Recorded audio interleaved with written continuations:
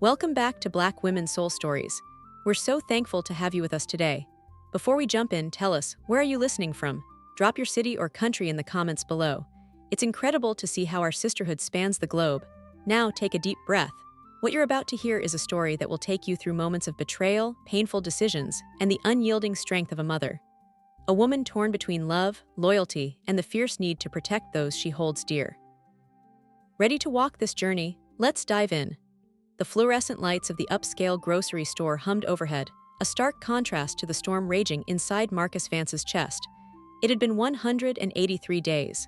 Marcus knew the exact number.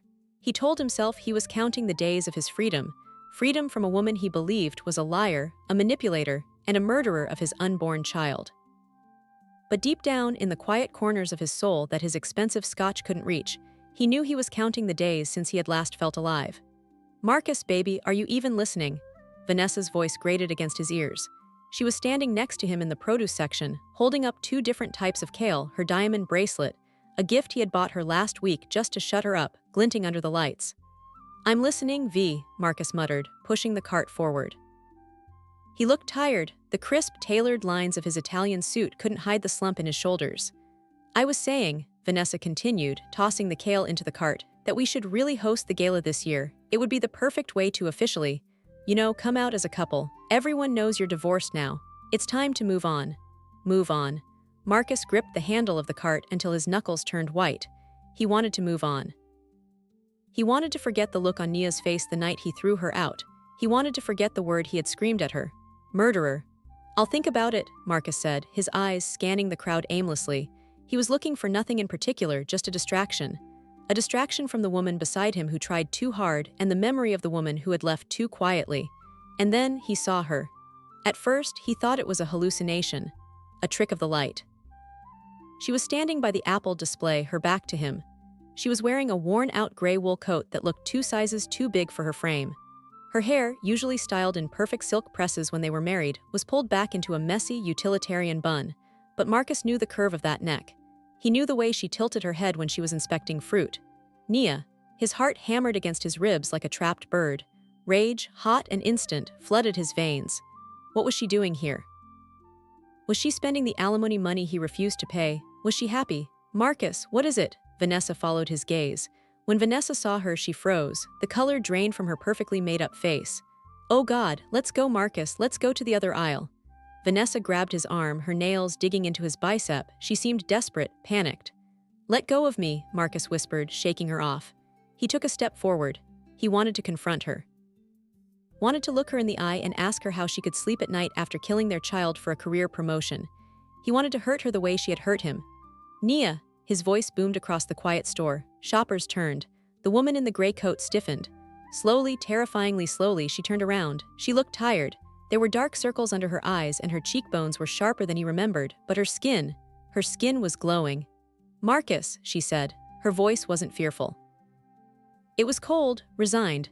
Marcus opened his mouth to hurl an insult, to ask her if her freedom was worth the life of their baby.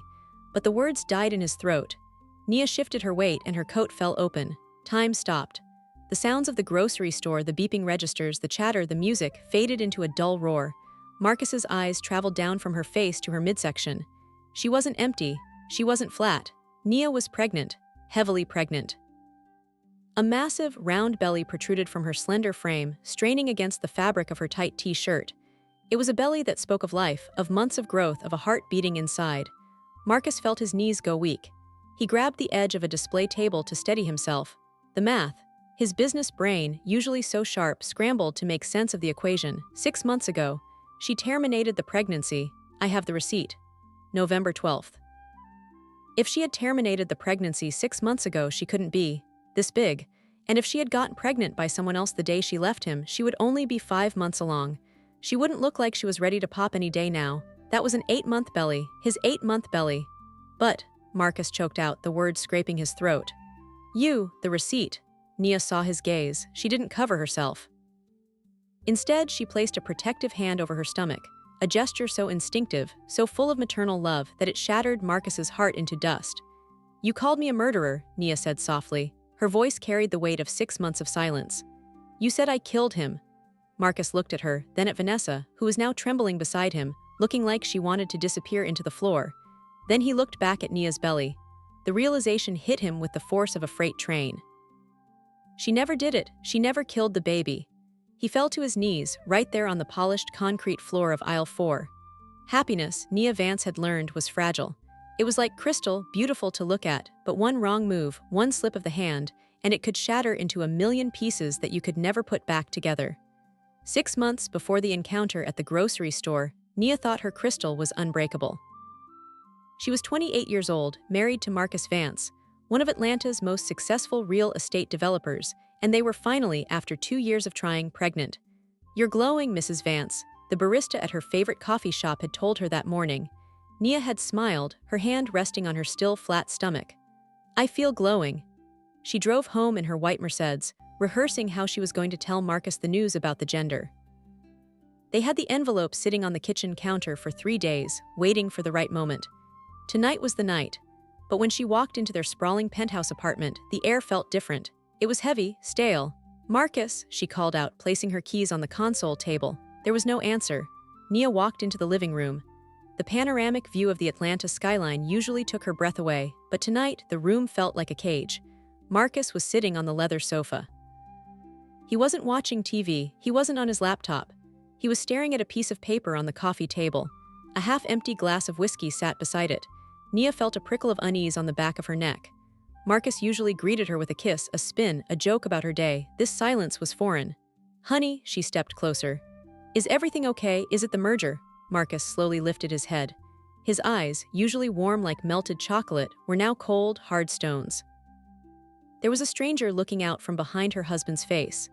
"Where were you today, Nia?" he asked. His voice was deceptively calm, but there was a tremor of rage underneath it. Nia frowned, confused. I was at work. And then I had that doctor's appointment. You know that. Dr. Henderson referred me to a specialist for the cramping." "A specialist," Marcus repeated the word like it tasted like bile. "Is that what we're calling them now?" "Marcus, you're scaring me. What is going on?" Marcus picked up the paper from the table and flicked it toward her. It fluttered through the air and landed at her feet. Nia bent down to pick it up. Her hands were shaking. It was a receipt. It looked official, with the logo of Eastside Women's Health Center stamped at the top. She scanned the lines, her breath hitching in her throat. There was her name, Nia Vance, printed clearly next to today's date, November 12th. But her eyes widened in horror as they fell on the service description. "Elective termination of pregnancy, first trimester." And at the bottom, the total paid was stamped in black ink, $600. Nia stared at the paper, the words swimming before her eyes. What is this?" "Don't play dumb with me, Nia," Marcus roared, leaping off the couch. The sudden movement made Nia jump back.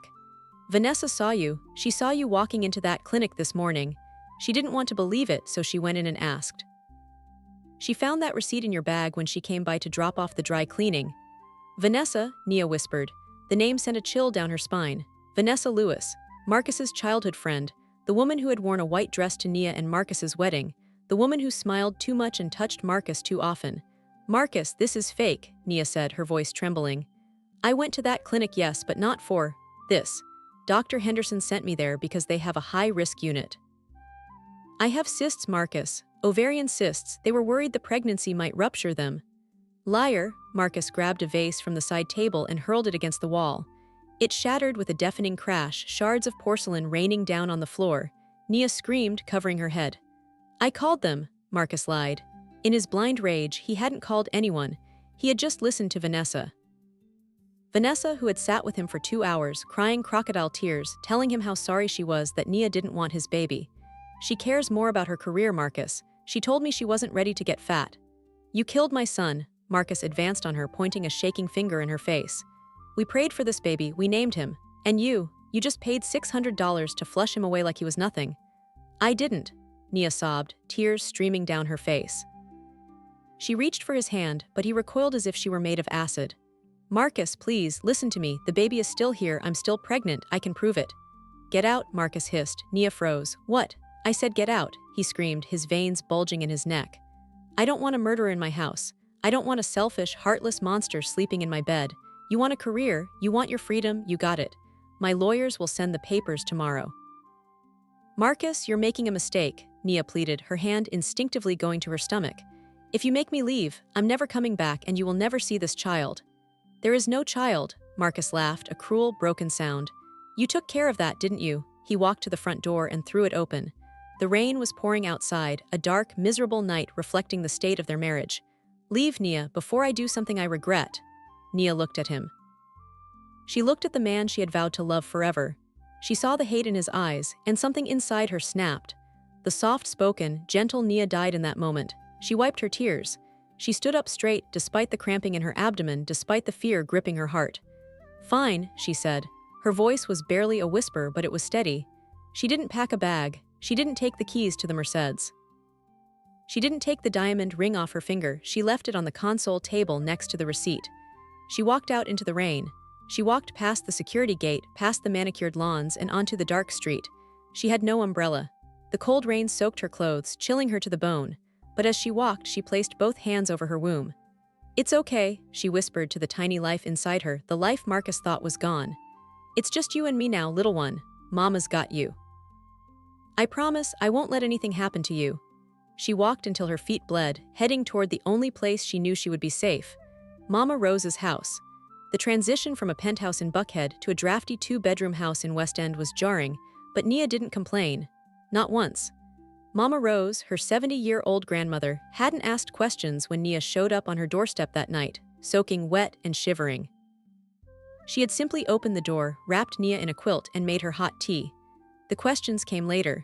And when Nia told her the truth about the cysts, the high-risk pregnancy, and Vanessa's lie, Mama Rose had only said one thing.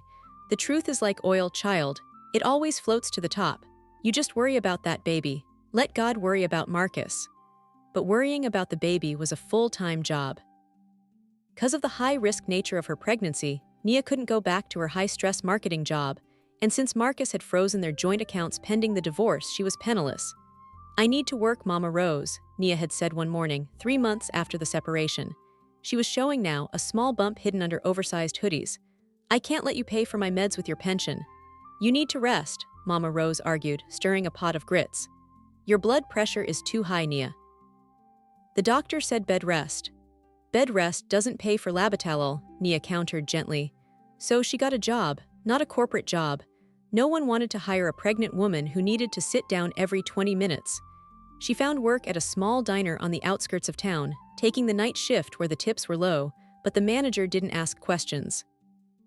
Nia Vance, who used to wear Prada and vacation in Cabo, was now wiping tables and serving coffee to truck drivers at 2 in the morning. Every dollar she earned went into a jar labeled Baby Fund.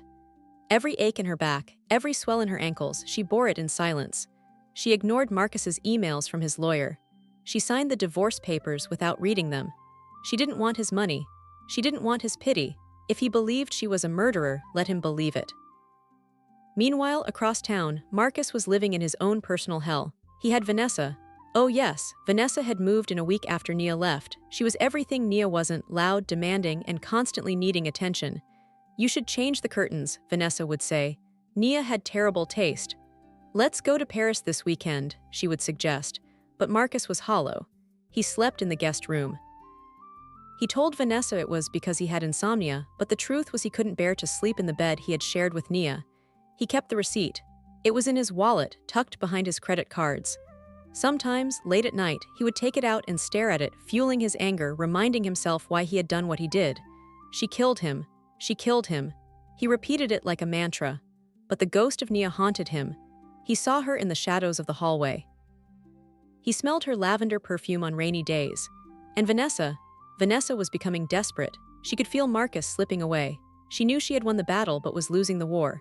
He still loves her, Vanessa whispered to herself one day, watching Marcus stare blankly at the TV. I need to make sure she never comes back. Vanessa didn't know that fate, and a craving for organic apples, was about to ruin all her plans. The silence that followed Marcus's collapse was heavy, suffocating. It wasn't just a physical fall. It was the sound of a man's reality shattering against the cold, hard truth of a polished concrete floor. For a few seconds, Marcus couldn't breathe. His knees were pressed against the floor, ignoring the dull ache radiating up his legs. His Italian suit pants, tailored to perfection, were absorbing the cold dirt of the grocery store, but he didn't care. His eyes were locked on the space where Nia had just been standing.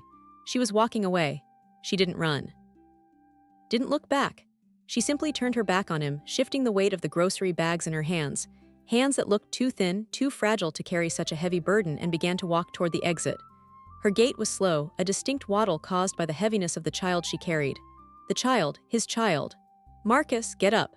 Vanessa's voice was a harsh whisper, cutting through the fog in his brain. She was tugging at his shoulder, her fingernails digging into the expensive fabric of his jacket. "People are staring," she hissed. "You look like a lunatic, get up." Her voice was laced with panic, but not for him. It was a selfish panic.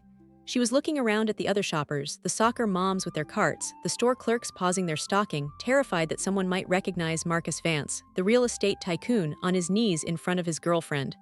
Marcus blinked, the world slowly coming back into focus. He looked at Vanessa's hand on his shoulder. The diamond bracelet he had bought her glittered under the fluorescent lights. It looked like a shackle. "Get off me," Marcus growled. It was a sound so deep, so primal that Vanessa actually recoiled. He slapped her hand away and scrambled to his feet. His equilibrium was off, the room spinning slightly. "She's pregnant," Marcus whispered, the words tasting like ash in his mouth. "She didn't do it. She didn't kill the baby. She's playing you." Vanessa hissed, stepping into his path to block his view of the exit. Her eyes were wide, frantic. "Don't you see? She planned this. She knew we shopped here. That baby isn't yours, Marcus. Think about it. She's been gone 6 months. She probably got pregnant by some guy at a bar the week she left just to trap you for alimony." For the first time in 6 months, Marcus really looked at Vanessa. He saw the sweat beading on her upper lip despite the store's air conditioning. He saw the tremor in her hands. Saw the way her eyes darted toward the exit, terrified. It wasn't the face of a supportive partner concerned about infidelity. It was the face of a criminal hearing police sirens in the distance. "If she wanted alimony," Marcus said, his voice deadly quiet, "she wouldn't be shopping in a coat with holes in the elbows. She wouldn't have returned the keys to the Mercedes." He pushed past Vanessa. She stumbled in her high heels, nearly knocking over a display of organic honey. "Marcus, where are you going?" She shrieked. "Stay here," he commanded, not looking back. "Don't follow me." He ran. Marcus Vance, who hadn't run for anything other than a treadmill in years, sprinted toward the automatic sliding doors. His heart hammered against his ribs, a frantic rhythm of Nia, Nia, Nia. He burst out into the parking lot.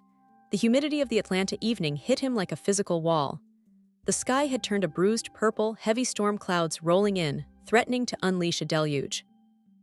The air smelled of ozone and exhaust fumes. He scanned the sea of cars. "Nia," he shouted, his voice cracking. He looked for the white Mercedes she used to drive, then remembered with a fresh stab of pain that it was sitting in his garage collecting dust. She had left with nothing. Where was she? Then he saw her. Far across the lot, near the street entrance, there was a solitary bus stop bench under a flickering street lamp.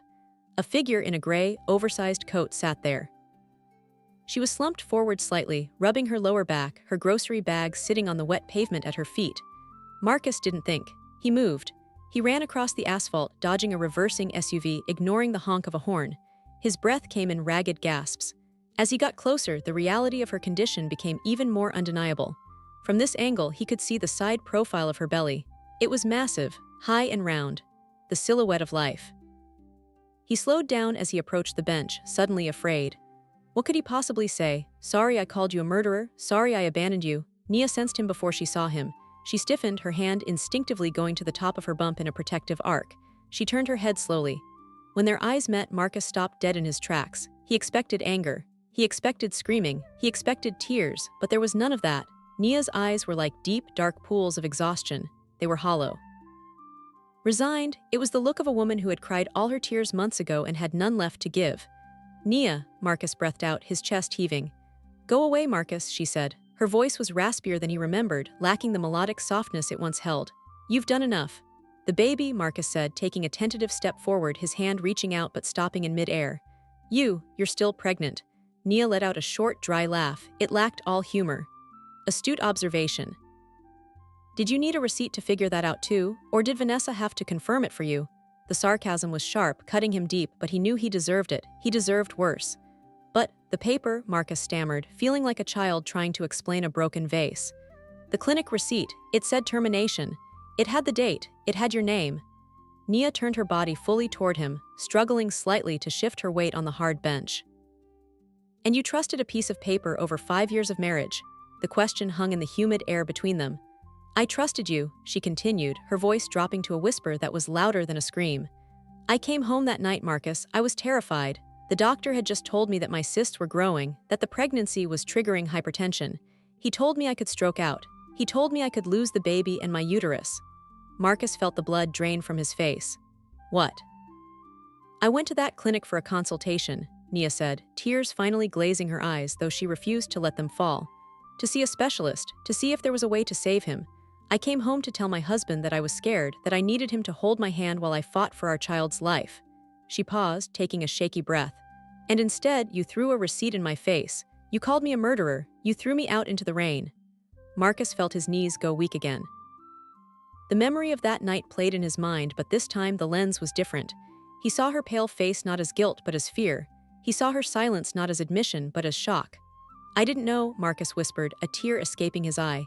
Nia, I swear to God, Vanessa said. Vanessa, Nia shook her head, looking away toward the empty road. You chose her word over mine, you let her poison you, and because of that you lost us. Is it mine? The question slipped out before Marcus could stop it. It was the last shred of Vanessa's poison lingering in his system. Nia looked at him with pure pity.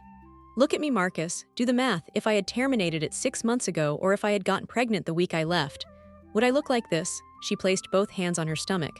The baby kicked, a visible ripple across the fabric of her tight shirt. Marcus saw it. Life, movement, his son. It's a boy, isn't it?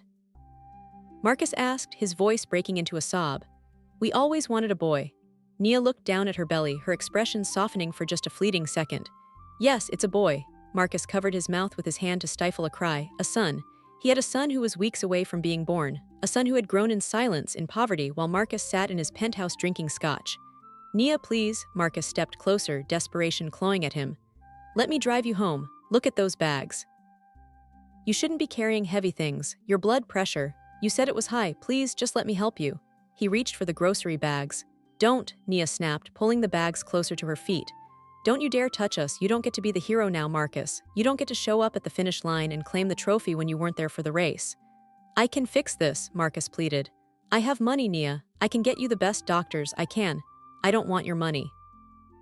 Nia shouted, her composure finally cracking.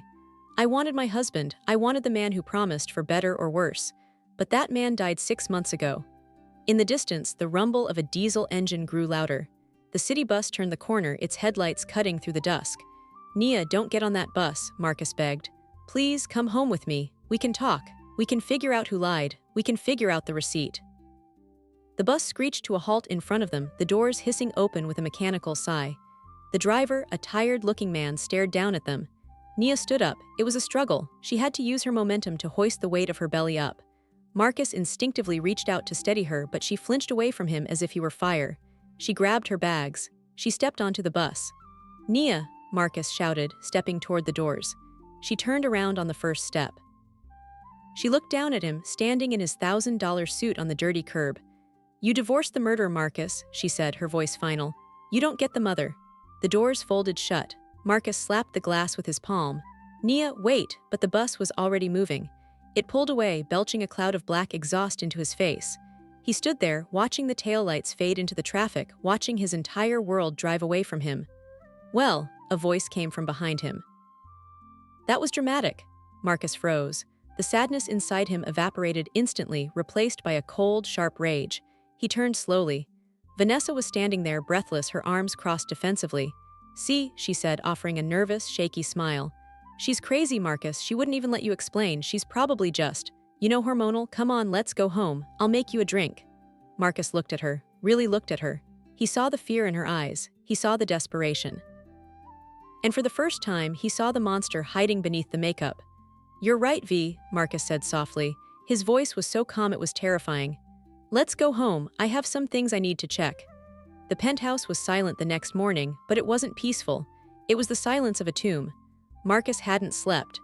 He sat in his home office, the expansive mahogany desk feeling like a barrier between him and the rest of the world. Outside the floor-to-ceiling windows, the sun was rising over Atlanta, painting the sky in hues of pink and gold, but Marcus's world was gray. In front of him, illuminated by the harsh light of his desk lamp, lay the receipt, the damning piece of paper that had ended his marriage. He had kept it in his wallet for 6 months. He told himself he kept it as a reminder of Nia's betrayal. Now, he realized he had been carrying the evidence of his own stupidity. He smoothed out the wrinkles and read the text again. Eastside Women's Health Center. Date, November 12th. Time, 10:45 a.m. Patient, Nia Vance. Procedure, elective termination. Marcus stared at the font. Something about it bothered him. He was a businessman. He dealt with contracts, invoices, and blueprints all day. He had an eye for detail. The alignment of the total paid line was slightly off, just a millimeter, and the timestamp, 10:45. He closed his eyes, trying to access the memory of that day. Vanessa had come to his office at 1 in the afternoon to drop off the dry cleaning and break the news. She said she saw Nia walking in at 10 o'clock sharp. He picked up his phone. He didn't call his lawyer, he called Saul. Saul was a private investigator Marcus used for corporate background checks. He was expensive, discreet, and morally flexible. "It's 6 in the morning, Marcus," Saul's gravelly voice answered on the second ring. "This better be about a hostile takeover." "It is," Marcus said, his eyes burning from lack of sleep. "But not the corporate kind. I need you to pull records for a medical clinic, Eastside Women's Health." "Medical records? That's HIPAA, boss. I can't touch that. That's jail time." "I don't need patient files," Marcus clarified, leaning forward. "I need the billing log, and I need the visitor log. Specifically for November 12th of last year, I need to know who walked into that building." "Why? Because I think I was framed for a murder that never happened," Marcus said coldly. "Just get it, Saul. Use your contact at the security firm. I don't care what it costs. Get me the security footage if it still exists." "The cloud archives usually keep footage for a year," Saul mused. "Give me 3 hours." 3 hours felt like 3 years. Marcus paced the living room. Vanessa was still asleep in the master bedroom, or pretending to be. He hadn't spoken to her since they got back from the store. He had locked himself in the office. At 9:15, his email pinged. He sat down and opened the message from Saul. It contained 2 attachments, a PDF of the internal schedule and a video file. Marcus's hand trembled as he clicked the PDF. It was a photo of a computer screen, likely snapped by a receptionist on the sly. He scanned the rows of names. There she was, 10:30 a.m. Nia Vance. Marcus held his breath as he read the service column. It didn't say termination. It said, consultation, maternal fetal medicine, high risk, Dr. Eris, consultation, not termination. Nia had told the truth. She had gone there to save the baby. But then his eyes drifted up the page. He was looking for something else. He didn't know what until he saw it. 10:15 a.m., 15 minutes before Nia's appointment. The log read, walk-in. Cash inquiry. Notes, guest requested blank invoice copy for insurance reimbursement purposes. Paid administrative fee in cash. Marcus felt a wave of nausea. A blank invoice. He clicked on the video file. The grainy black and white footage loaded. It showed the reception desk of the clinic. The digital clock in the corner read 10:14. A woman walked into the frame. She was wearing oversized sunglasses and a silk scarf wrapped around her head, trying to be incognito. But Marcus recognized the purse hanging from her arm. The red Hermes Birkin. The one he had bought Vanessa for her 30th birthday. The one she had screamed with delight over. He watched as the woman on the screen leaned over the counter, handed the receptionist a crisp $100 bill, and received a piece of paper in return. She then pulled a pen from her bag and wrote something on the paper right there on the counter. She was forging the receipt. She was writing termination on a blank slip. Marcus paused the video. He stared at the pixelated face of the woman he had let into his home. Vanessa knew Nia was going there. Nia must have confided in her about the appointment. And Vanessa had used that information to orchestrate the most vicious, evil lie Marcus had ever seen. "She played me," Marcus whispered to the empty room. "She played me for a fool." The rage that filled him now was different. It wasn't the hot, explosive anger he had felt toward Nia. This was cold. Calculated. Nuclear, he grabbed the iPad and walked out of the office. He went to the kitchen. Vanessa was there, making a green smoothie. She was wearing Nia's old silk robe, the one Marcus hadn't had the heart to throw away. Seeing it on her now made his skin crawl. "Good morning, baby," Vanessa chirped, turning around with a bright, fake smile. "I was thinking, maybe we go look at that vacation house in Cabo this weekend. You look like you need to relax." Marcus didn't say a word. He walked over to the marble island. He placed the original crumpled receipt on the counter. Then he placed the iPad next to it. The video paused on the frame of Vanessa at the clinic counter. Vanessa stopped the blender. The sudden silence was deafening. She looked at the receipt. Then she looked at the iPad. Her smile faltered. Then it vanished. The color drained from her face so fast she looked like a corpse. The glass of smoothie slipped from her hand. It hit the floor with a wet crash. Green liquid splattered everywhere over the white marble, over her bare feet, over the shards of glass. Marcus, she whispered, her voice trembling. I can explain. Explain? Marcus asked. His voice was terrifyingly soft. He walked around the island until he was standing inches from her. Explain how you bought a receipt for my son's death. Explain how you watched me destroy my marriage, how you held me while I cried, knowing you were the one who pulled the trigger. I did it for you. Vanessa screamed, suddenly dropping the innocent act. Her face twisted into something ugly, something desperate. She wasn't right for you, Marcus. She was weak, she was sick. You needed someone strong, someone who could help you build your empire. I've loved you since we were 10 years old. She just stole you from me. She didn't steal me, Marcus said, looking at her with pure disgust. I chose her, and I am still choosing her. She's gone.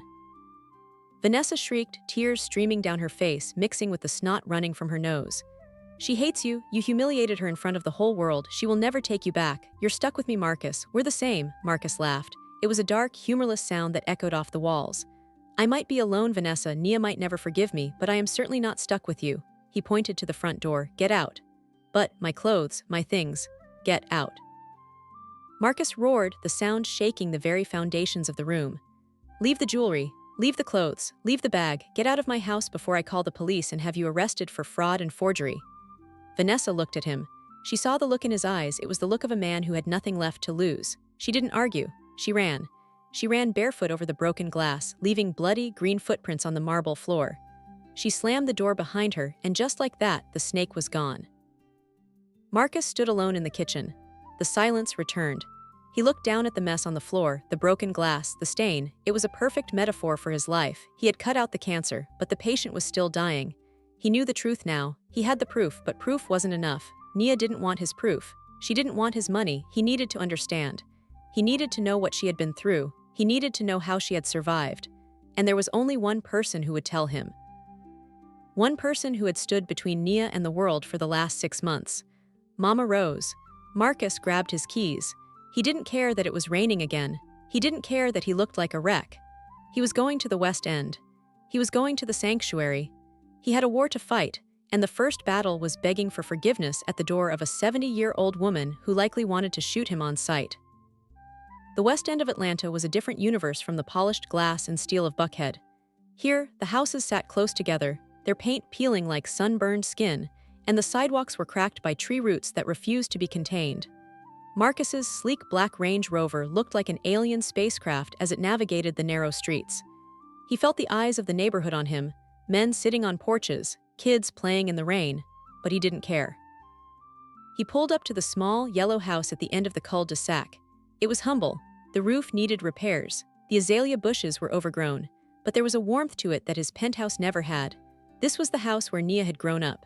This was the house where he had asked for her hand in marriage 5 years ago, promising Mama Rose that he would protect her granddaughter with his life. I failed, Marcus thought, gripping the steering wheel until his knuckles ached. I failed in the worst way possible. He killed the engine. The silence inside the car was deafening. He checked his reflection in the rearview mirror. He looked like a man who had survived a shipwreck, eyes bloodshot, hair disheveled, tie loosened. He stepped out into the drizzle. He didn't have an umbrella. He let the rain soak into his shirt, feeling like he deserved the discomfort. He walked up the concrete path. Each step felt heavier than the last. He reached the porch. The swing squeaked in the wind. He raised his hand and knocked 3 times, the sound hollow against the wood. He waited.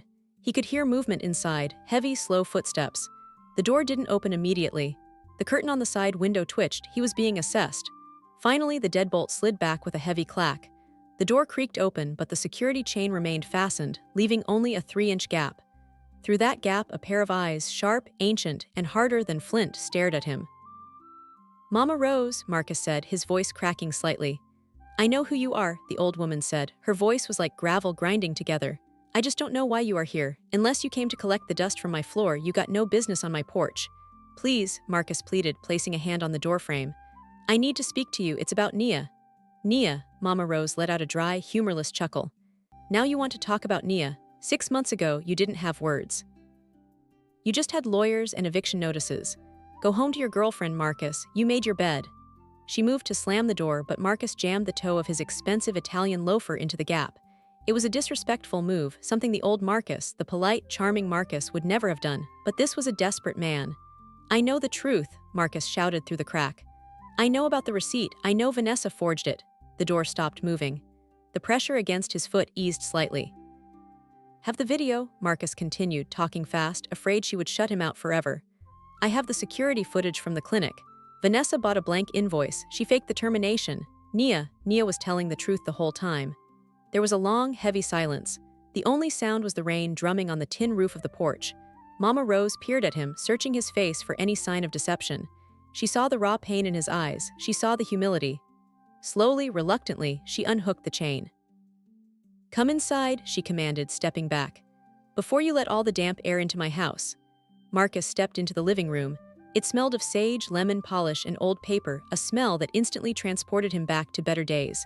But the house felt different now. It felt tired. There were boxes stacked in the corner. The furniture looked worn. Mama Rose didn't offer him a seat.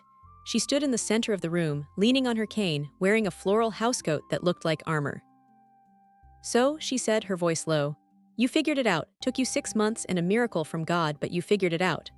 I was a fool, Rose, Marcus admitted, his voice trembling. I let her poison me against my own wife. I should have trusted Nia. I should have looked at the ultrasound. Should have, could have, would have, Mama Rose waved a hand dismissively. Regret is a cheap currency, Marcus. It doesn't buy groceries. It doesn't pay for medicine. She walked over to a small side table that was cluttered with orange prescription bottles. She picked one up and held it out to him. You see this? She asked. Marcus took the bottle. He read the label. Labetalol. Beneath the name, the warning text glared at him, for severe hypertension and preeclampsia management. And this one, Rose handed him another bottle, magnesium sulfate. She's sick, Marcus, Mama Rose said, her voice finally breaking with the weight of her worry. That baby. That baby is a blessing, but he is fighting his mama for every drop of blood. Her pressure is so high the doctor is afraid she'll stroke out if she sneezes too hard. Marcus stared at the bottles, horror washing over him. I didn't know it was this bad. I have money, Rose. I have the best insurance. Why didn't she use it? You cut her off.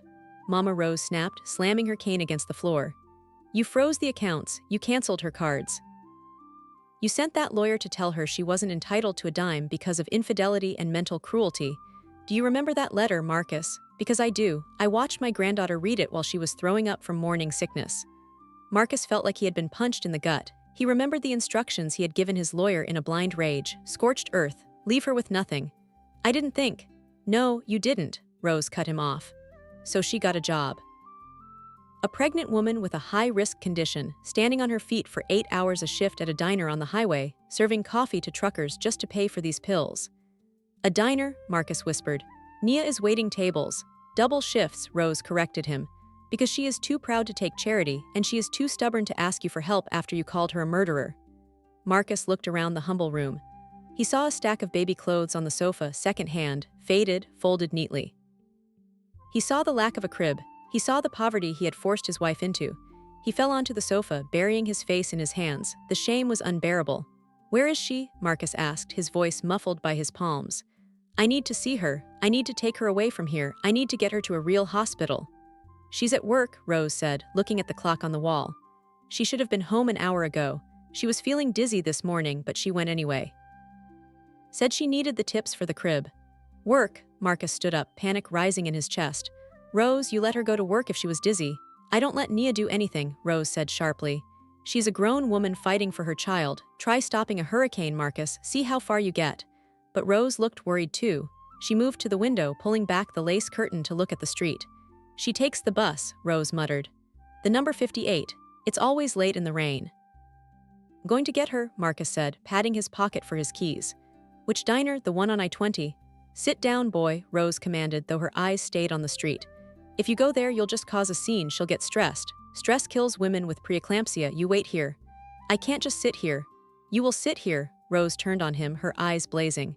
You have done enough damage. You want to help, you pray. You pray that your son holds on long enough for his mama to get home. Marcus sat. He had no choice. The silence in the room stretched. The old grandfather clock in the hallway marked every second like a hammer hitting an anvil. 10 minutes passed. 20. Marcus's leg was bouncing nervously. He checked his phone. No messages, obviously. He didn't even have Nia's new number. I can't do this, Marcus stood up again. I'm going to wait outside, in the car. I won't approach her. I need to see that she's safe. Mama Rose didn't stop him this time. Looked just as anxious. If you see the bus, don't you dare start shouting. You let her walk to the door. Marcus nodded and walked out onto the porch. The rain had picked up. It was a torrential downpour now, turning the gutters into rushing rivers. He stood by the railing, staring down the dark street. Every pair of headlights made his heart jump. Please be okay, he pleaded silently to a god he hadn't spoken to in years. Just let her be okay. I'll give her everything. I'll give her the penthouse. I'll sign over the company, just let her be okay. And then he saw it, the lumbering shape of a city bus turning the corner. Its air brakes hissed as it stopped at the end of the block.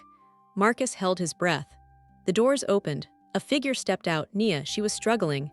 She had no umbrella. She held a grocery bag over her head, but it was useless against the storm. She stepped off the curb, her movements slow, heavy. She took 3 steps, then she stopped. She dropped the bag. Even from 50 yards away, Marcus saw her sway. It wasn't a stumble, it was a collapse of her entire system. Nia, Marcus screamed. He didn't care about Mama Rose's rules. He didn't care about causing a scene.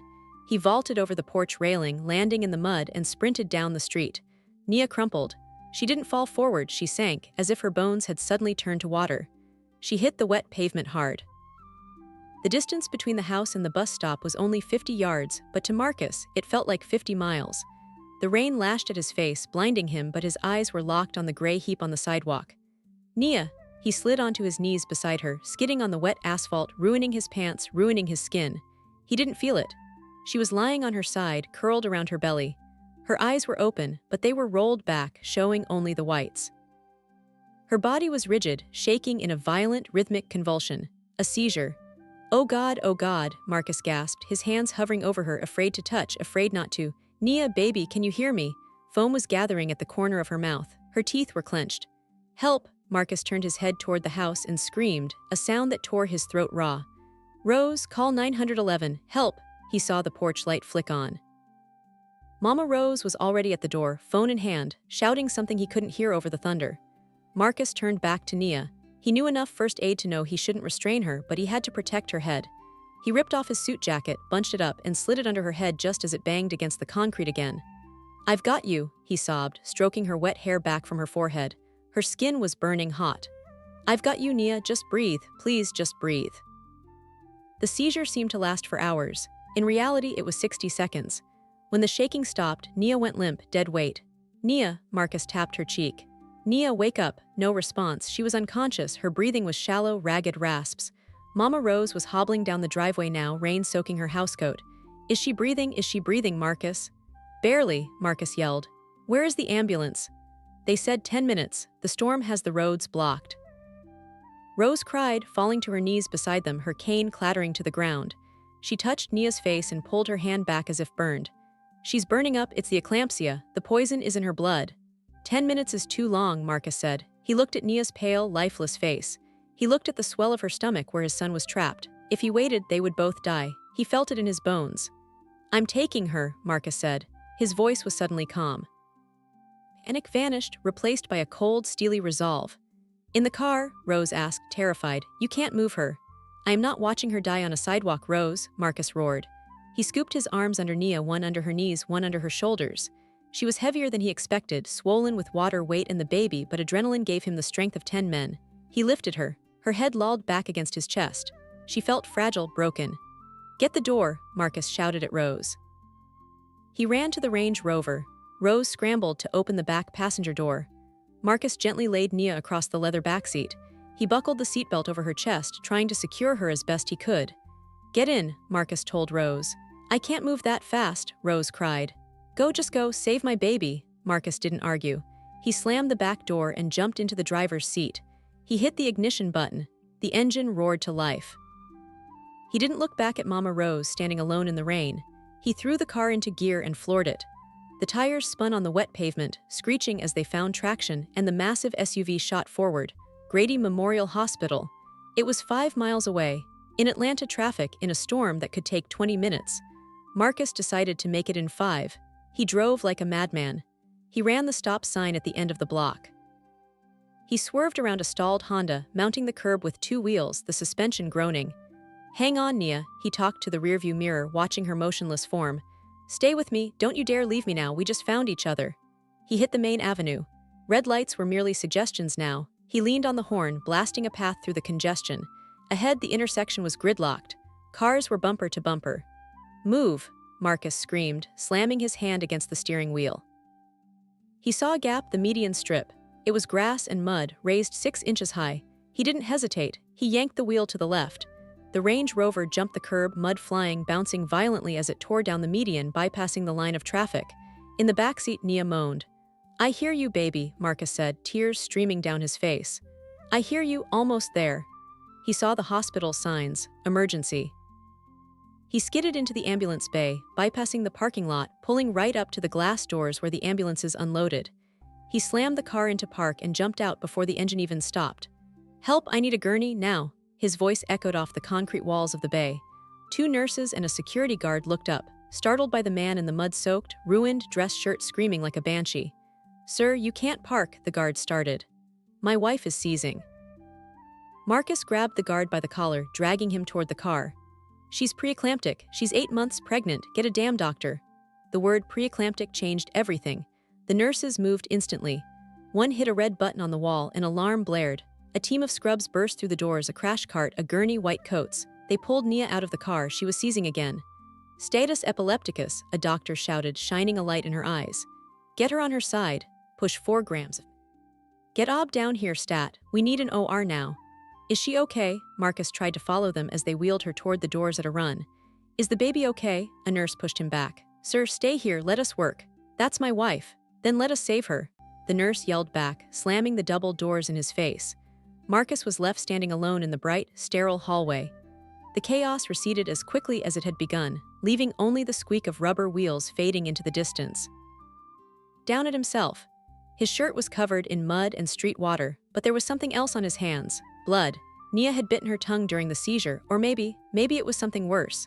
Marcus fell against the wall, sliding down until he hit the floor. He pulled his knees to his chest, oblivious to the stares of people in the waiting room. He wrapped his arms around himself and began to rock back and forth. "Please," he whispered, over and over again. "Take me, take the business. Take the money, just don't take them." 1 hour later, the waiting room was a purgatory. Marcus hadn't moved. A kind nurse had brought him a blanket and a cup of water, but both sat untouched beside him. Mama Rose had arrived 20 minutes ago. A neighbor had driven her. She sat beside Marcus. She didn't speak, she just held his hand. Her grip was iron strong. It was a silent truce. In the face of death, the past didn't matter. Only the next breath mattered. The double doors swung open. A doctor walked out. He was wearing green surgical scrubs. He pulled his mask down. He looked exhausted. There were sweat stains on his collar. Marcus and Rose stood up simultaneously. "Family of Nia Vance?" the doctor asked. "I'm her husband," Marcus said, stepping forward. "Is she?" He couldn't finish the sentence. The doctor let out a long breath. He didn't smile. "Mr. Vance," the doctor said gravely, "we had to perform an emergency C-section." Nia's blood pressure spiked to critical levels. Her kidneys were failing. "The baby?" Mama Rose asked, clutching her chest. "The baby is in the NICU," the doctor said. "He's small, his lungs are underdeveloped, but he's fighting. He's stable for now." Marcus let out a sob of relief. His son was alive. "And Nia?" Marcus asked. "Can I see her?" The doctor hesitated. The silence that followed was terrifying. Nia is in a coma," the doctor said softly. "The seizures caused significant swelling in her brain. We've induced a medical coma to let her rest and to try to bring the pressure down. The next 24 hours are critical. If the swelling doesn't go down." He didn't have to finish. "She might not wake up," Marcus whispered. "We are doing everything we can," the doctor said, placing a hand on Marcus's shoulder. "She is a fighter, but she is very, very sick." Marcus nodded slowly. He felt numb. His son was born. But his wife, the woman he had just found again, the woman he had sworn to protect, was drifting in the dark, and he might never get the chance to tell her he was sorry. "Can I see her?" Marcus asked again. Briefly, the doctor nodded. "ICU bed 4. Marcus walked down the hallway. It felt like walking to the gallows. He reached the room. He stopped at the door. Inside, surrounded by beeping machines, tubes, and wires, lay Nia. She looked so small. Her face was pale, almost translucent. A ventilator tube was taped to her mouth, breathing for her with a mechanical rhythm. Marcus walked to the side of the bed. He reached out and took her hand. It was cold, limp. He remembered the last thing she had said to him in the parking lot. "You divorced the murderer, you don't get the mother." "You were wrong, Nia," Marcus whispered, leaning down to kiss her forehead, his tears wetting her skin. "I'm not going anywhere. I'm going to be right here when you wake up. And I'm going to spend the rest of my life earning the title of husband back." He pulled a chair up to the bed. He sat down, and he began the long watch. Time in a hospital doesn't move in hours or minutes. It moves in the steady, electronic rhythm of machines. For Marcus, it had been 36 hours of hell. He had barely left Nia's bedside in the ICU, watching her chest rise and fall with the mechanical breath of the ventilator. The swelling in her brain had gone down slightly, but she hadn't opened her eyes. She was still drifting in the dark water of the coma. His expensive suit was ruined, stained with mud and dried blood, but he refused to change. He felt like if he left the room, even for a second, she might slip away forever. "Mr. Vance," Marcus jerked his head up. His neck was stiff, his eyes burning. A nurse in pink scrubs stood at the door. She looked kind but firm. "You need to eat something, honey," she said softly. "And there's someone else who needs to meet you." Marcus rubbed his face, the stubble on his jaw scratching his palm. "I can't leave her."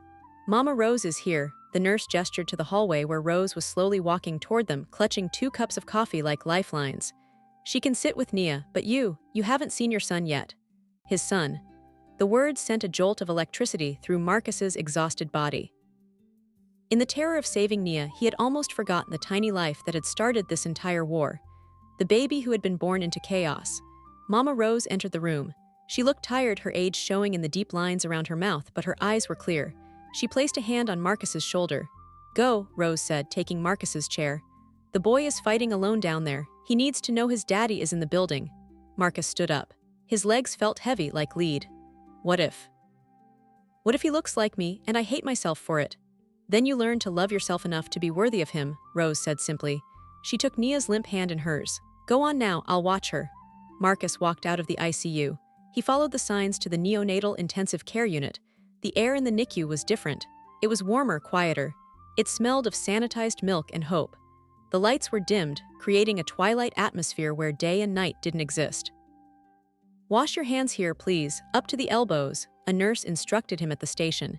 He scrubbed his hands until they were raw. He put on a yellow gown over his ruined shirt.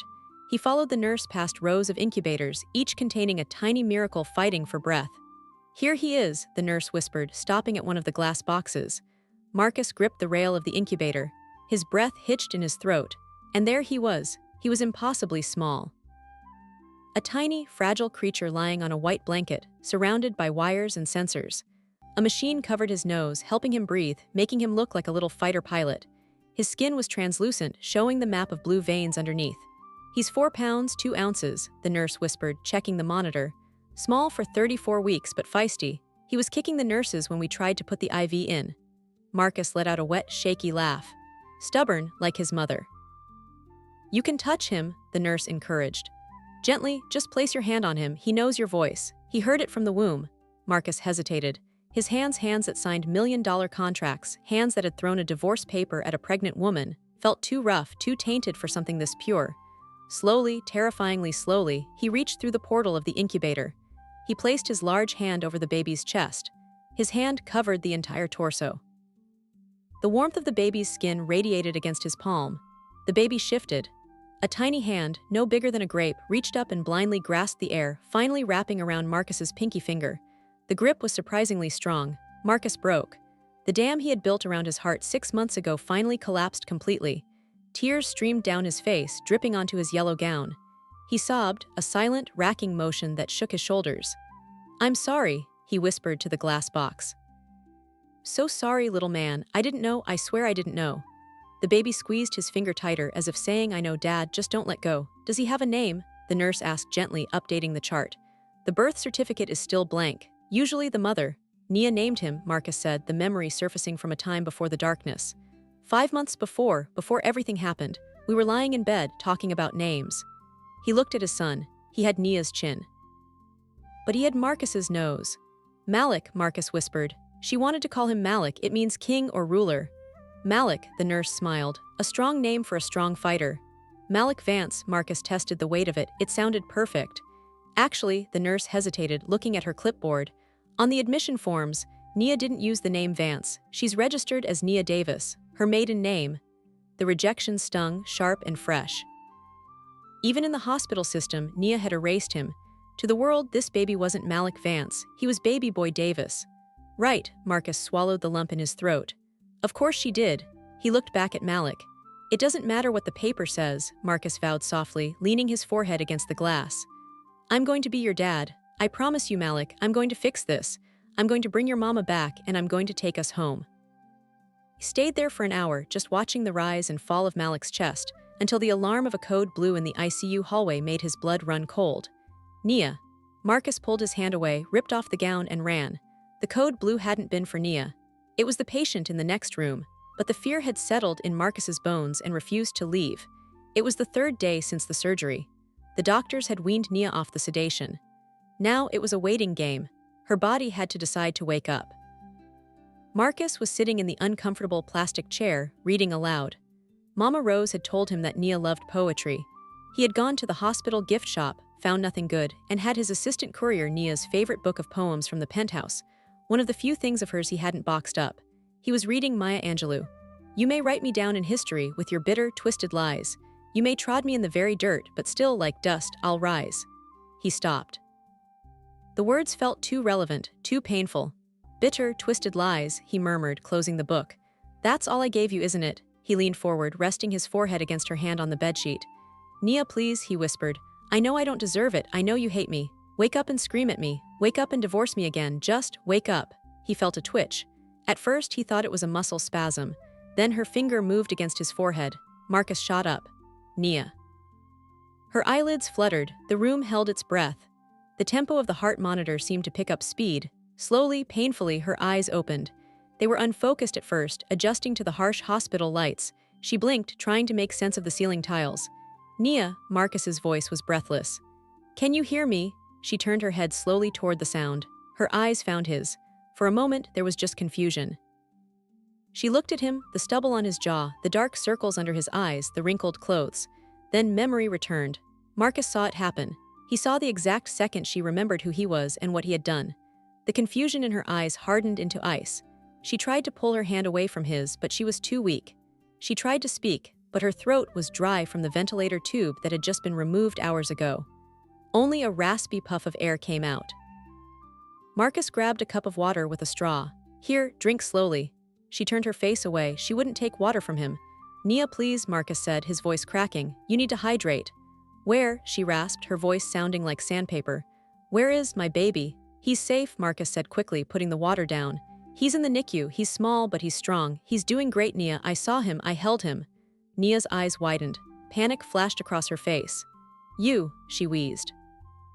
You touched him. I'm his father, Nia. No, she whispered. The word was weak, but it carried the force of a gunshot.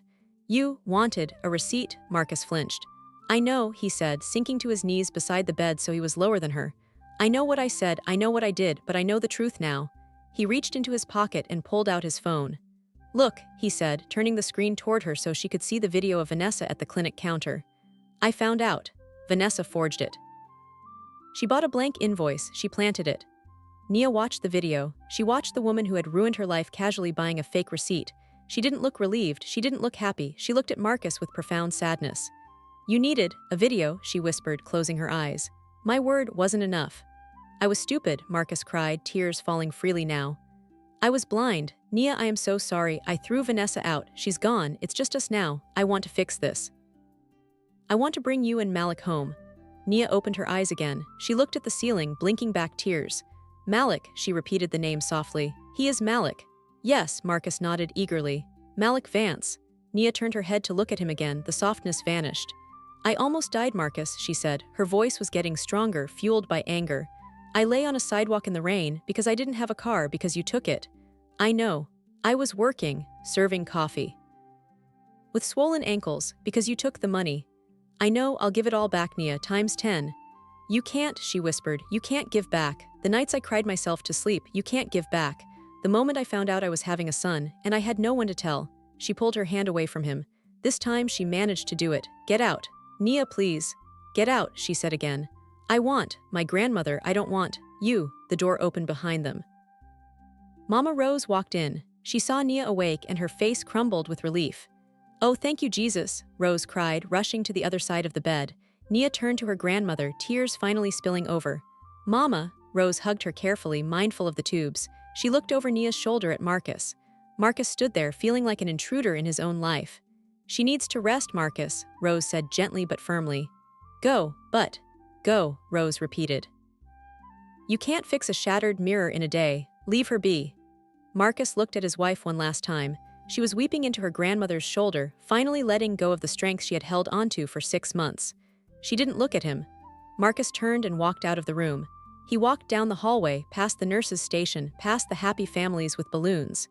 He went to the waiting room. He didn't leave the hospital. He couldn't. He sat in the corner chair, the one with the view of the ICU doors. I'm not leaving, he whispered to himself. I don't care if it takes a lifetime, I'm not leaving. By the 4th day, Nia was moved out of the ICU. She was transferred to a private suite on the maternity floor, a room with a view of the Atlanta skyline, soft sheets, and a pull-out couch for guests. She knew Marcus had paid for it. Nurses didn't say it, but the upgrade from a shared room to the VIP suite didn't happen by accident. She wanted to be angry about it. She wanted to demand to be moved back to the general ward. But her body was still so weak, and the silence of the private room was a balm to her shattered nerves. So she accepted the luxury, but she refused the man who provided it. For 6 days, Marcus became a ghost. He didn't come into her room. He respected the line she had drawn in the sand. But he didn't leave. Nia knew he was there, she could feel him. He's still out there, isn't he? Nia asked Mama Rose one afternoon as she slowly ate a bowl of soup. Rose was sitting by the window knitting a yellow hat for Malik. She paused, looking over her spectacles. If you mean the fool in the wrinkled suit sleeping in the waiting room chair, yes, he's there. He hasn't gone home. Nope, Rose said, clicking her needles rhythmically. I told him to go shower. He went to the gym across the street, showered, bought a fresh shirt, and came right back. He says he's on guard duty. Nia looked at the closed door. Every morning she found things outside it. Fresh hydrangeas, her favorite flower. A tablet loaded with audiobooks because her eyes were too tired to read. A thermos of the specific herbal tea she used to drink when she had morning sickness. He was courting her, but not with diamonds or trips to Paris. He was courting her with presence, with consistency. He thinks he can buy his way back in, Nia muttered, pushing the soup away.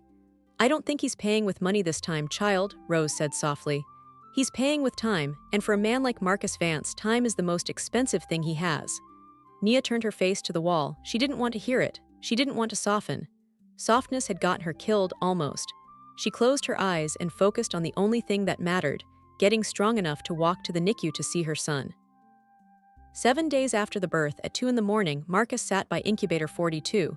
The rest of the world was asleep, but the NICU never slept. Hey Malik, Marcus whispered, his hand resting on the plastic porthole. You had a good day today. The nurse said you drank 10 milliliters. That's a record, champ. Malik was sleeping, his tiny chest rising and falling rapidly. He had lost the CPAP machine yesterday and was breathing on his own, though he still had a feeding tube. Your mom is doing better too, Marcus told him.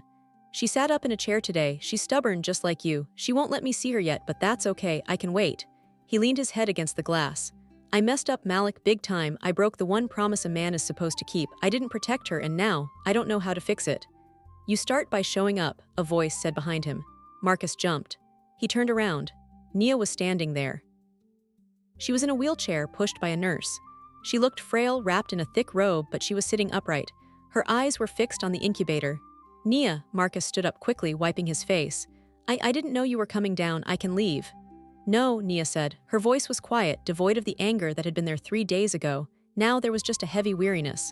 Don't leave, he knows your voice. Marcus froze. What? The nurse told me, Nia said, wheeling herself closer to the incubator. She said his heart rate stabilizes when you talk to him. He knows his father. She stopped the wheelchair next to Marcus. For the first time in 6 months, they were close enough to touch. Marcus could smell the hospital soap on her skin, but underneath it, the faint scent of lavender remained. Nia reached out and touched the glass. Tears instantly welled in her eyes. Oh God, she whispered. He's so small. He's gained 2 ounces, Marcus offered tentatively. He's a fighter, Nia. Nia looked at the baby, the son she had carried through poverty, through hunger, through heartbreak. Hi baby, she cooed, her voice breaking. It's Mama, I'm here, I'm finally here. Malik stirred. He stretched a tiny leg. Marcus watched Nia. He saw the way her face transformed when she looked at their son.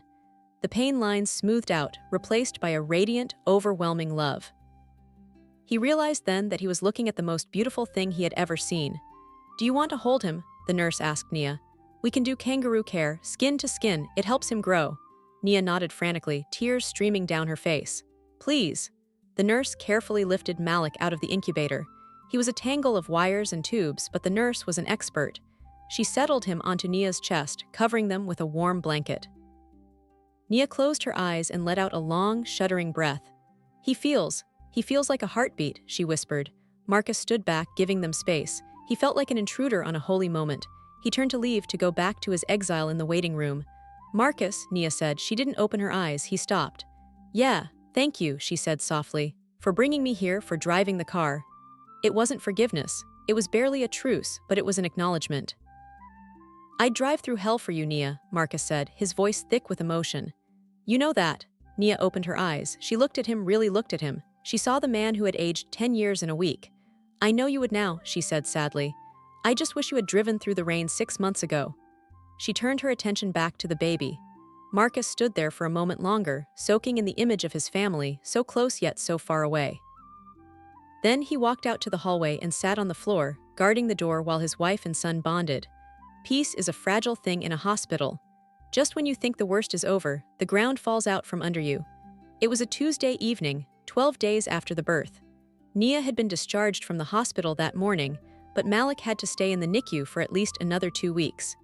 Nia refused to go home to Mama Rose's house.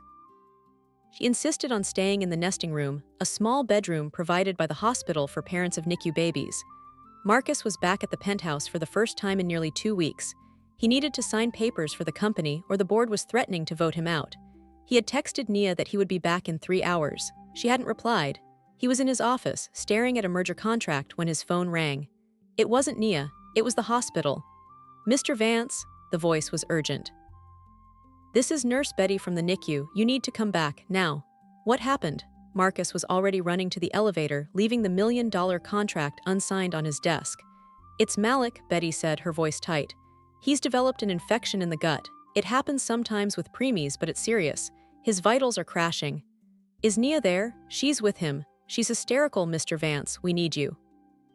Drive back to Grady Memorial was a blur of red lights and terrified prayers. Marcus didn't remember parking. He didn't remember running through the lobby. He burst into the NICU. The quiet sanctuary was gone. It was chaos. Alarms were blaring, a high-pitched, rhythmic screeching that grated on the nerves. Doctors were swarming around Incubator 42, and standing just outside the circle, pressed against the wall, was Nia.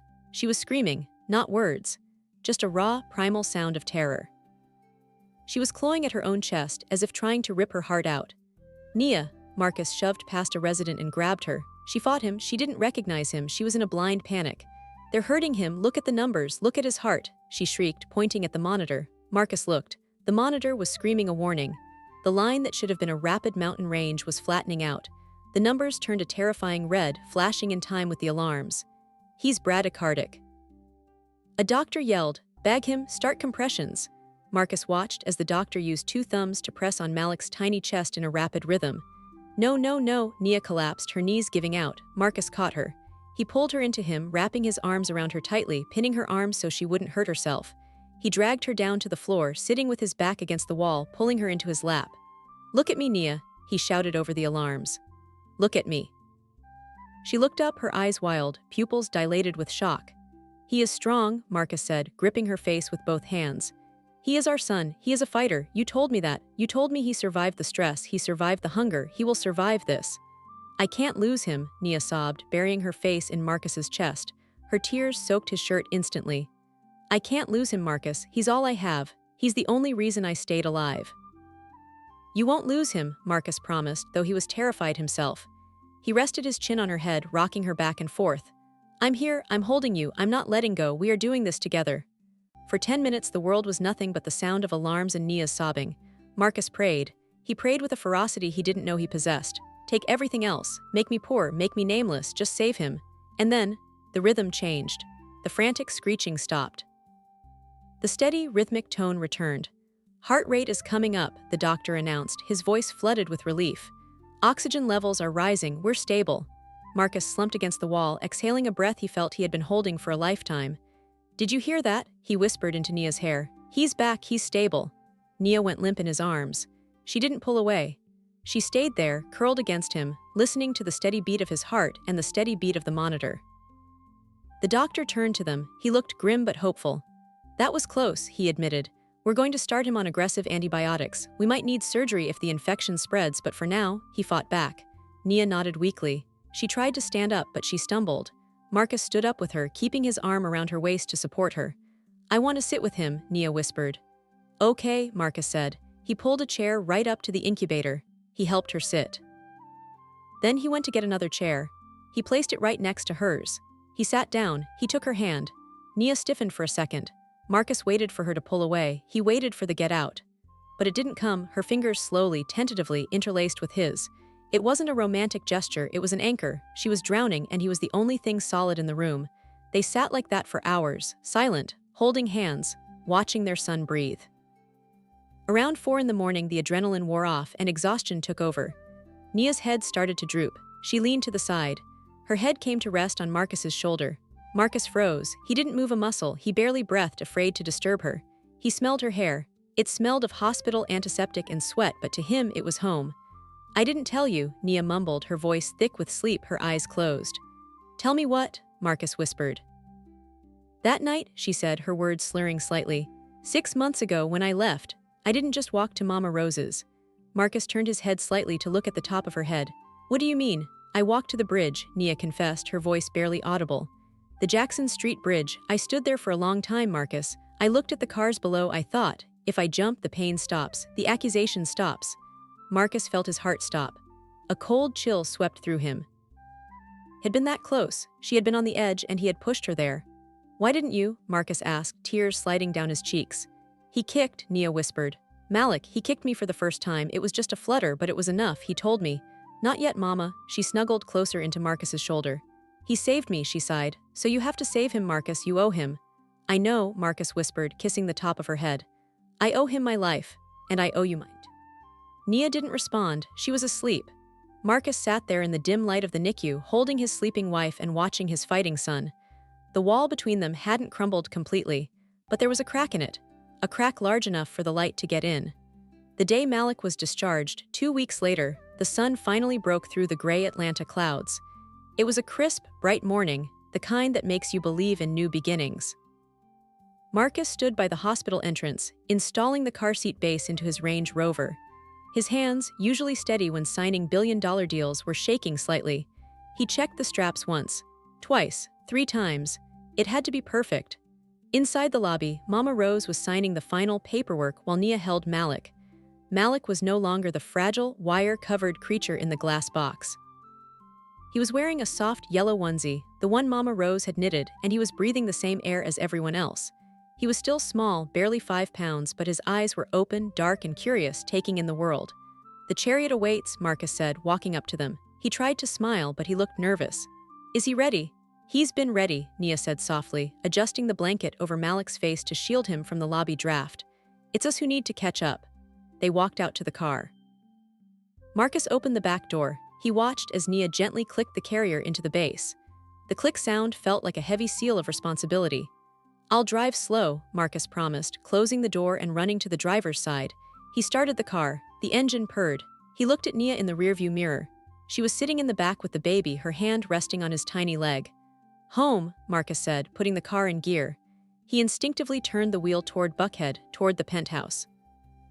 "Turn left," Nia said. Marcus hit the brakes gently. He looked at her in the mirror. "Nia," he started, his voice calm but pleading. "The penthouse is set up. I bought a crib. I sterilized the whole place. It's warm, it's safe. There's room for Mama Rose, too." "Turn left, Marcus," Nia repeated. Her voice wasn't angry, but it was firm. "We are going to the West End." "But the house," Marcus stammered. "It's old, Nia. It's drafty. The roof leaks when it rains hard. Is that safe for him?" "It's a home filled with love, not empty rooms," Nia replied, meeting his gaze in the mirror. "And right now, that's what he needs, and it's what I need." Marcus gripped the steering wheel. He wanted to argue. He wanted to tell her that his son belonged in a castle, not a crumbling cottage. But he remembered the lesson of the last few weeks. Listened to her. He turned the signal on. He turned left. The drive was quiet. As the scenery changed from the manicured lawns of the north side to the cracked sidewalks and busy street corners of the West End, Marcus felt a strange sense of displacement. He was entering a world he had tried so hard to escape his whole life. A world of struggle. They pulled up to the yellow house. It looked even smaller than he remembered. The paint was peeling. The porch sagged slightly on the left side. "Welcome home, little prince," Mama Rose said from the front passenger seat, beaming. Marcus got out and opened the back door. He carried the car seat up the walkway, stepping over the cracks in the concrete. He felt like a giant trying to fit into a dollhouse. He brought Malik inside and set the carrier on the worn-out living room rug. The house smelled of sage and old wood. It was dim but cozy. I'll bring the bags in," Marcus said, feeling awkward. He didn't know where to stand. He didn't know if he was welcome to stay past the threshold. He made 3 trips to the car, bringing in the diapers, the formula, the clothes, all the things he had bought in a frenzy over the last week. When he set the last box down, he stood by the door, twisting his car keys in his hand. Nia was sitting on the sofa, unbuckling Malik. She looked up at him. "You're hovering," she said. Marcus cleared his throat. "I want to make sure you have everything. Does the heater work? I can call a guy to fix the roof today." "I can, Marcus," Nia stopped him. "Sit down. Can I? He's your son," Nia said quietly. "You don't need a visitor's pass to watch him sleep." Marcus let out a breath he didn't know he was holding. He walked over to the armchair, the one with the faded floral pattern, and sat down. It wasn't the Italian leather sofa of his penthouse. But as he watched Nia rock their son in the filtered afternoon light, Marcus thought it might be the most comfortable seat in the world. The transition from business tycoon to co-parent in a cramped house was not smooth. In fact, it was clumsy, loud, and often ridiculous. Marcus hadn't officially moved in, but he hadn't left either. He spent his days at the office, distracted, checking his phone every 5 minutes, and his evenings at Mama Rose's house. The house was too small for his energy. His broad shoulders seemed to brush against every doorframe. His loud, projecting voice, perfect for boardrooms, sounded like shouting in the small kitchen. "You're doing it wrong," Mama Rose said one Tuesday evening, swatting Marcus's hand with a dish towel.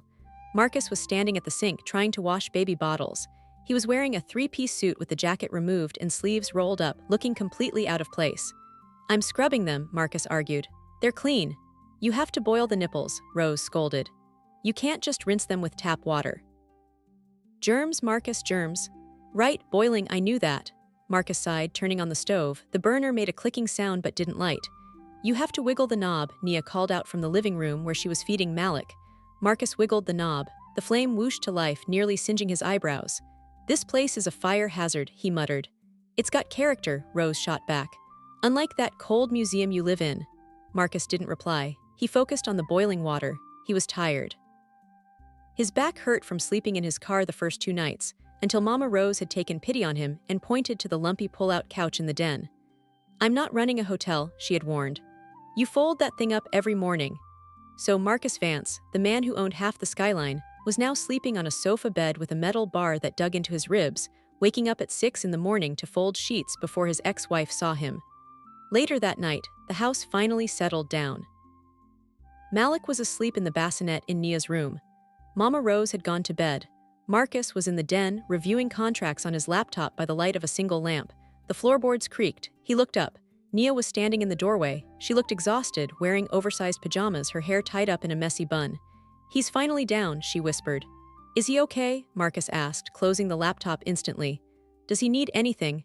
"He's fine, he fights sleep, like his father." Nia walked into the room and sat on the edge of the pulled-out sofa bed. It was the closest she had voluntarily come to him in weeks. "How is the back?" she asked, gesturing to the thin mattress. "It's fantastic," Marcus lied smoothly. "Best sleep of my life." Nia smiled. It was a small, fleeting thing, but it was real. "You're a terrible liar, Marcus. That's how we got into this mess." The smile faded. The air grew heavy again. The past was always there, sitting between them like an unwanted guest. "I'm trying, Nia," Marcus said, his voice low. "I know I don't fit here. I know this house, this life. It's not what I'm used to, but I'm trying." "I see you," Nia admitted. She looked down at her hands. "I see you washing bottles. I see you fixing the porch step. I see you looking at Malik like he hung the moon." "He did," Marcus said, "and so did you." Nia looked up at him. Her eyes were searching his face, looking for the old Marcus, the arrogant, impulsive man. But she only saw exhaustion and sincerity. "Why are you doing this, Marcus? Really?" she asked. "You could hire a nanny. You could pay for a mansion for us and visit on weekends. Why are you sleeping on a lumpy couch in the West End?" Marcus stood up and walked over to the window. He looked out at the dark street, at the streetlight flickering on the corner. "Because 6 months ago, I let go," he said, his voice thick with emotion. "Let go of the most important thing in my life because I was too proud to ask questions. I threw you away." He turned back to face her. "I'm here because I need to know that if the storm comes again, if you fall or if Malik cries, I am close enough to catch you this time. I can't be 20 minutes away in a penthouse. I need to be right here, even if it's on a lumpy couch. Nia stared at him. The silence stretched, but it wasn't uncomfortable, it was thoughtful. The roof, Nia said suddenly. What? The roof over the nursery. It leaks when it rains hard, Nia said. If you really want to be useful, you could fix that. It was an opening, a small one, a crack in the door. Marcus smiled, a genuine, tired smile. I'll call the contractor tomorrow morning. No contractors, Nia shook her head, a hint of a challenge in her eyes. Mama Rose doesn't like strangers, you fix it. Marcus blinked. Me, I'm a developer, Nia. I hire people to fix roofs. Then learn, Nia said, standing up to leave. She paused at the door. Good night, Marcus. Good night, Nia. Marcus watched her go. He looked at his hands, soft, manicured hands that had never held a hammer in their life. Then he looked at his laptop, at the millions of dollars in deals waiting for him. He shut the laptop. He opened a new browser tab on his phone. He typed a question into the search bar, how to repair a shingle roof. He was a king in the business world. But in this cottage, he was just a man trying to earn his way back into the kingdom. And he would start with one shingle at a time. The ladder was old. It was a wooden relic that Mama Rose had kept in the shed since the Carter administration, and it groaned in protest every time Marcus shifted his weight. Marcus Vance was 30 feet in the air, perched precariously on the slanted roof of the yellow cottage. He was wearing his work clothes, which consisted of a $400 Ralph Lauren polo shirt, now ruined with tar, and a pair of designer jeans he hadn't worn since a yacht party in Miami 3 years ago. You're going to break your neck, Nia's voice floated up from the yard. Marcus looked down. Nia was standing on the porch, shielding her eyes from the sun. She was holding Malik, who was sound asleep against her shoulder. I have excellent balance, Marcus called back, trying to sound confident despite the fact that his legs were shaking. I played varsity football, remember? That was 15 years ago, Marcus, and you were a quarterback. You didn't climb things, you just threw things. Marcus wiped sweat from his forehead with the back of his hand, leaving a streak of black soot across his face. I watched 3 YouTube videos. I'm basically a certified roofer now. He turned back to the task at hand. The leak was coming from a section of loose shingles near the chimney. It looked simple enough on the phone screen. Pry up the old shingle, apply cement, slide in the new shingle, nail it down. In reality, the old shingles were brittle and snapped like crackers.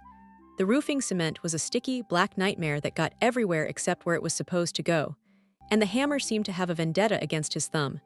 The hammer struck his thumb with a dull, sickening thud instead of the nail. Marcus hissed through gritted teeth, dropping the tool. It slid down the roof, gathering speed before clattering into the gutter with a loud metallic ring. Everything okay up there? Nia called out, a hint of amusement in her voice. Fine, Marcus lied. Just testing the acoustics of the gutter, it's solid. He sighed, looking at his hands. They were blistered. His knuckles were scraped raw. He was hot, thirsty, and frustrated. 6 months ago, he would have fired someone for doing a job this poorly. He would have been sitting in an air-conditioned office, signing a check to make the problem go away. But as he looked down at the patch of roof he had actually managed to fix, a small, ugly, uneven square of fresh shingles, he felt a strange swell of pride. He had done that. His son would sleep dry tonight because of his hands. He reached for the bucket of tar to finish the seal. He leaned too far. His expensive loafer, completely wrong for roofing, slipped on a patch of loose grit. Marcus's feet went out from under him. He cried out as he slammed onto his stomach, sliding down the rough sandpaper surface of the shingles. He clawed at the roof, desperate to find a grip. His hand caught the edge of the metal flashing around the chimney. It sliced his palm open like a paper cut from hell.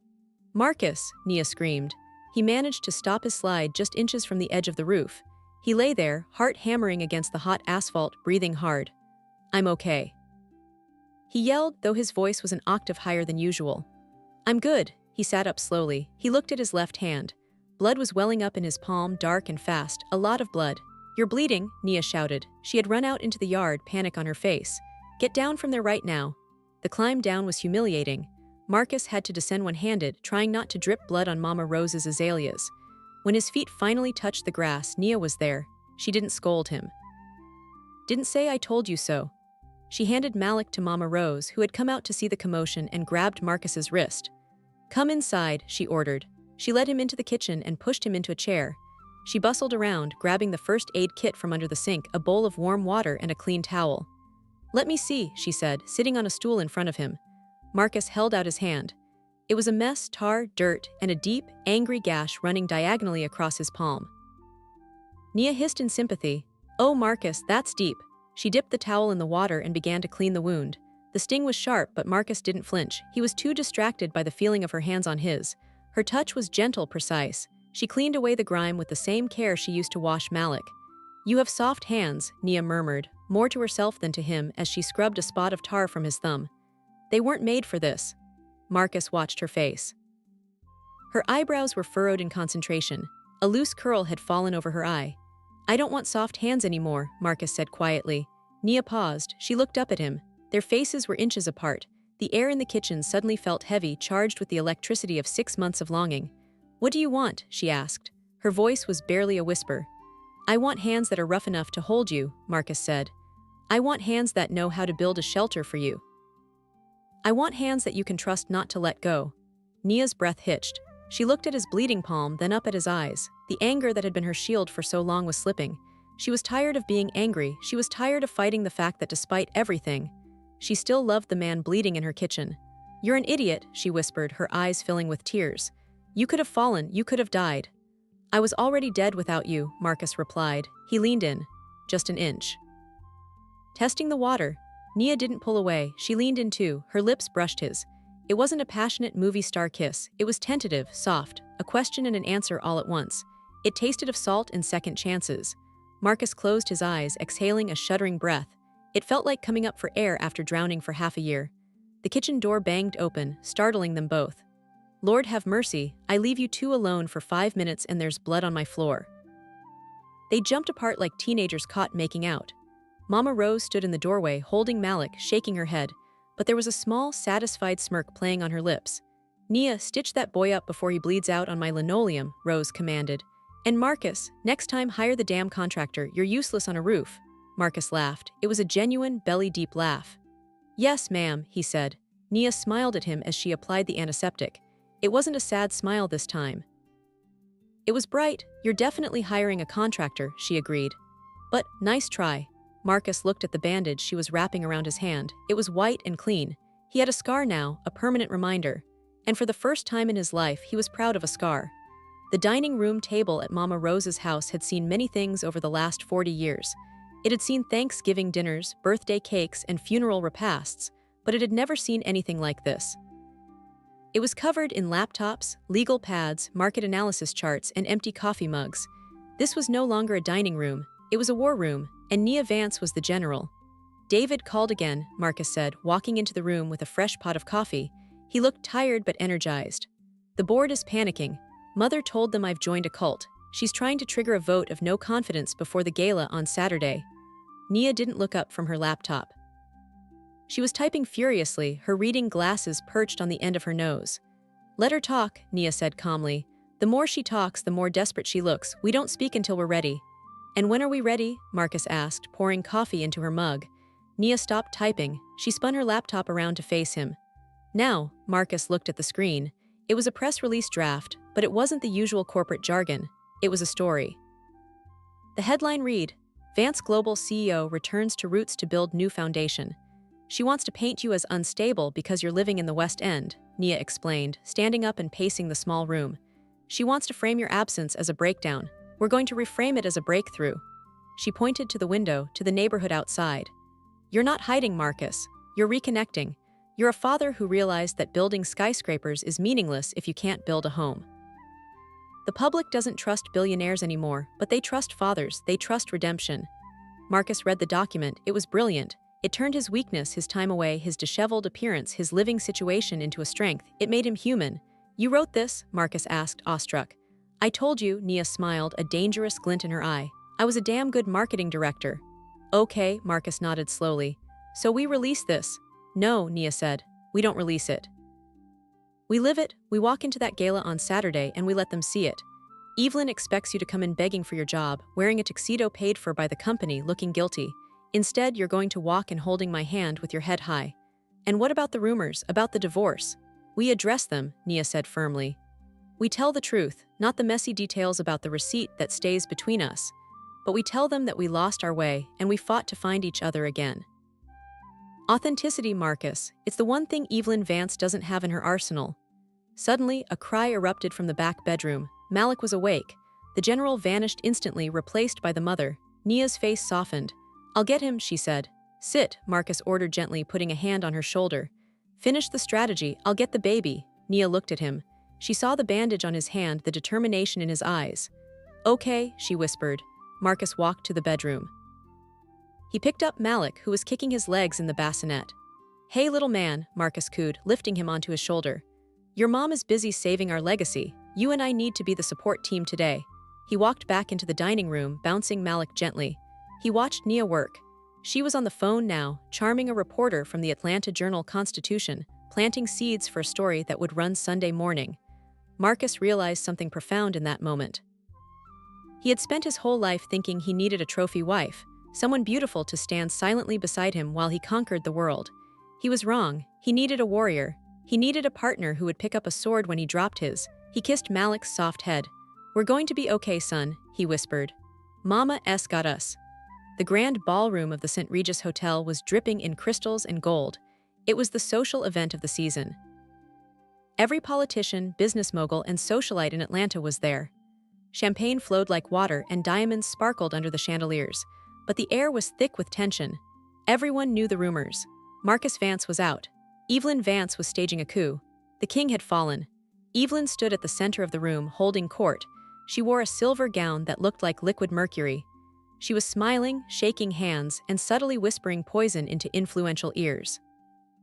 "Yes, it's tragic," Evelyn was saying to a senator.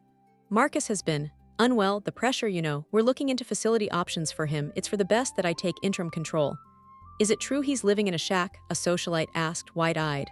"Oh, it's worse," Evelyn sighed theatrically. "He's living with her, the ex-wife. She's taken advantage of his fragile state. It's elder abuse, really, even though he's young." The crowd murmured in sympathy. Evelyn suppressed a smile. She had won. The narrative was set. Then the heavy oak doors of the ballroom swung open. Usually the arrival of guests was a trickle, but something about the way the doors opened wide and confident made the room turn. The music didn't stop, but the conversation did. A hush rippled through the crowd, starting at the entrance and waving toward the stage. Marcus Vance walked in. He wasn't wearing a tuxedo. He was wearing a perfectly tailored, dark charcoal suit. No tie. The top button of his white shirt was undone. It was a look that said, "I don't need to follow your rules." He looked healthy, tanned from working on the roof. His shoulders were broad, his posture relaxed. There was no sign of the breakdown Evelyn had described, but no one was looking at Marcus. They were looking at the woman on his arm, Nia. She wore a dress of deep, midnight blue velvet that hugged her curves that were softer now after the baby, making her look like a Renaissance painting of a goddess. Her hair was natural, a halo of curls crowned with a simple gold band. She didn't look like a charity case. She looked like a queen. And on Marcus's left hand, vividly visible against the dark suit, was a white medical bandage wrapped around his palm. "He's here," someone whispered. Evelyn froze. Her champagne glass tilted dangerously in her hand. She watched as her son and his wife walked into the room. They weren't rushing. They weren't hiding. They walked straight through the center of the crowd, nodding to people, smiling. David, the business partner who had been conspiring with Evelyn, looked nervous. He adjusted his glasses. "Evelyn, he looks fine." "He's acting," Evelyn hissed. "Don't let him near the microphone." But it was too late. Marcus didn't go to the bar. He didn't go to the VIP table. He walked straight to the stage. The band stopped playing as Marcus climbed the steps. Nia stayed at the bottom of the stairs, looking up at him, her hand resting on the railing. Marcus tapped the microphone twice to ensure it was on. "Good evening, everyone," Marcus said. His voice was deep, steady, and commanded the room instantly. "I apologize for the interruption. I know my mother has been entertaining you with stories of my demise." A ripple of nervous laughter went through the crowd. Evelyn turned pale. "I haven't been in a facility," Marcus continued, his eyes scanning the room until they landed on Evelyn. "And I haven't had a breakdown. I've been somewhere much more important. I've been home." He looked down at his bandaged hand. He held it up for everyone to see. "You might wonder about this," he said. "I didn't get this signing a contract. I didn't get it playing golf. I got this fixing the roof over my son's head." A collective gasp swept through the room. "Son." No one knew about the baby. "Yes," Marcus smiled, and it was the warmest smile anyone had ever seen on his face. "6 months ago, I made the biggest mistake of my life. I let a lie destroy my family. I let pride dictate my actions. I lost my wife and I almost lost my son." He looked down at Nia, their eyes locked. "But life gave me a second chance. My wife, Nia, gave me a second chance. She taught me that the value of a man isn't in his stock portfolio, it's in his hands. It's in his ability to protect, to build, and to be present. Marcus turned back to the crowd. His voice hardened, shifting from father to CEO. There are rumors that I am unfit to lead Vance Global, that I have lost my edge. He leaned into the mic. I haven't lost my edge, I've sharpened it. A man who fights for his family will fight 10 times harder for his company than a man who only fights for a paycheck. I am not going anywhere. Vance Global is not just a business, it's a legacy. And I intend to build a world my son can be proud of. He paused. And for anyone who thinks they can take that away from me, he looked directly at Evelyn. You are welcome to try, but I warn you, I have a very strong woman in my corner and she doesn't lose. The silence held for 1 second. Then someone started clapping. It was the senator. Then David joined in. Then the whole room erupted. It wasn't polite applause. It was a roar. People love a comeback story. They love a family man. Marcus had just rebranded himself from cold tycoon to relatable hero in 3 minutes. Evelyn stood alone in the sea of applause. She looked small, defeated. The narrative had slipped through her fingers like sand. She set her glass down on a waiter's tray and turned around. She walked out the back door, unnoticed, into the night. Marcus walked down the steps. Nia was waiting. Show off, she whispered, grinning. I learned from the best, Marcus replied. He kissed her hand, the one that had held his when he was drowning. Let's go, I promised Mama Rose I'd be back to give Malik his midnight bottle. You want to leave? Now, you're the star of the night, Nia said, looking around at the admirers approaching them. I'm done with stars, Marcus said, guiding her toward the exit. I just want the sun, the moon, and the truth. They walked out of the ballroom, leaving the glitter and the gold behind, heading toward the valet stand to retrieve a black Range Rover with a baby seat in the back. The yellow house in the West End looked different a year later. The paint was fresh, a bright, cheerful lemon yellow. The roof was new, installed by professional contractors this time, at Nia's insistence. The overgrown bushes were now a manicured garden full of blooming hydrangeas. It was a Sunday afternoon. A barbecue grill was smoking in the backyard. Music, old-school R&B, was playing from a portable speaker. Marcus Vance was standing by the grill, wearing an apron that said Grill Master. He was flipping burgers, laughing at something his neighbor, Mr. Henderson, was saying. Marcus still ran Vance Global. In fact, the company had just had its most profitable year in history. But on weekends, the CEO disappeared and Marcus the dad appeared. Food's almost ready, he shouted. Nia walked out the back door carrying a bowl of potato salad. She looked radiant, healthy, happy. She set the bowl down on the picnic table and walked over to the large oak tree in the center of the yard. A tire swing hung from the sturdy branch. And sitting in the swing, squealing with delight, was a chubby, healthy 1-year-old boy. Higher, Dada, higher, Malik yelled, his words surprisingly clear for his age.